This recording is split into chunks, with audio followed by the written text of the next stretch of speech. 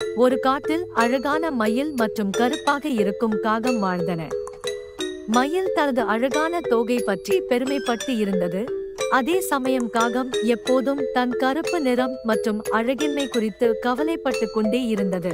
நான் மிகவும் வருத்தமாக இருக்கிறேன். நீ மிகவும் அழகாக இருக்கிறாய். நான் மட்டும் இவ்வளவு கருப்பாகவும் அசிங்கமாகவும் இருக்கிறேன். நானும் உன்னைப் போல அழகாக இருக்க விரும்புகிறேன்.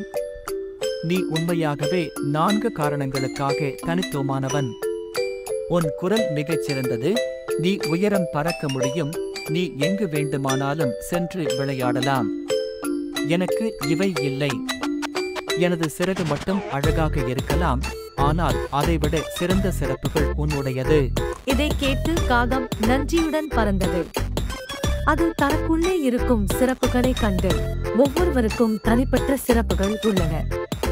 மற்றவர்களைப் போல இருப்பதற்காக வருந்துவதற்கு பதிலாக உங்கள் தனித்துவத்தை கொண்டாடுங்கள்.